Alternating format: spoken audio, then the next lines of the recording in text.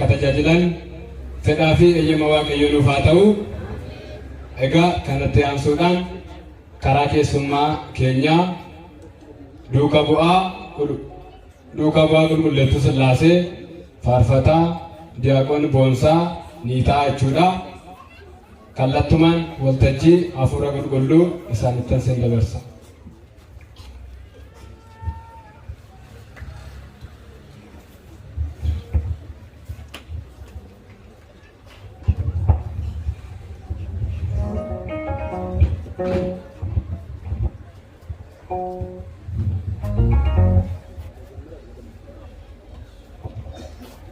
Maqaa kan Ilmaa kan Hafuura Qulqulluu Waaqayyo tokko አሜን። በስመ አብ ወወልድ ወመንፈስ ቅዱስ አሐዱ አምላክ አሜን። Maqaa kan Ilmaa kan Hafuura Qulqulluu Waaqayyo tokko አሜን። kabajamtoota maatii Waaqayyoo kabajamoo abboota koo luboota boleewwan daaqonoota maatiiwwan Waaqayyoo hundumtuu sagalee Waaqayyoo barachuudhaaf qalbii jijjiirrannaadhaaf mana isaa keessatti oobdii isaa keessatti kan walitti qabamtan nagaa Waaqayyootiin akkam ooltan akkam yoo nageessanii nagaa galata Waaqayyoo jennee akka isa galateeffannu kan nu gargaare kan nu eeyyame maqaan Waaqayyoo keenyaa kan ulfaate kan galatoome nuuf haa ta'u. Akkasumallee bishaan jireenyaaf nyaata jireenyaa kan nu maddisiiste maqaan haadha keenya durbee maaramee kan kabajamte kan ulfaatte nuuf haa taatu. Mee nafaana jedha gulantaa olaanaa handaara laphee koo galataan alchistee weerarte keessa koo ulfaadhu mootii koo jennee waliin faarfanna.